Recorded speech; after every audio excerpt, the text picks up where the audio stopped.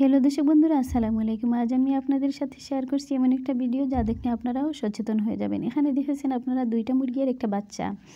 তো মুরগিগুলো মরে গেছে। কীভাবে মরে গেছে আপনাদেরকে বলছি। এগুলো কয়েকটা মুরগি একসাথে পা এবং ডানা বেঁধে একটা রেকের মধ্যে নিয়ে গাড়িতে চলে আসছিলেন বাড়িতে নিয়ে আসার জন্য। তো প্রতিমধ্যে এরা কীভাবে মারা গেছে বলে দিচ্ছি। ওই রেকটার চতুর্দিক ওড়না দিয়ে পেঁচিয়ে রাখা হয়েছিল, আর রাখার কারণে ওরা শ্বাসরুদ্ধ হয়ে গেছে। ওরা ভাবছিল হয়তো ঠান্ডা লাগবে, এজন্য ওড়না দিয়ে চতুর্দিক পেঁচিয়ে উপরেও পেঁচিয়ে রেখেছিল। হয়তো অক্সিজেনের অভাব হয়েছে, না হয়ে এদের প্রচণ্ড গরম লেগেছে, না হয়ে এই তিনটা বাচ্চাই মরে গেছে। এই দুইটা ডানা এবং পা খুলে নিয়েছি, আর বাচ্চাটার আর খুলিনি। তো আপনারা যদি এভাবে কোথাও মুরগি নিয়ে যেতে চান, তাহলে আপনারা কি করবেন, খোলামেলা একটা জিনিসের মধ্যে রাখবেন, যাতে চতুর্দিক দিয়ে আলো বাতাস ঢুকতে পারে, মুরগিরা নড়াচড়া করতে পারে। তাহলে আর মুরগিরা এভাবে অকালে জীবন দিতে হবে না।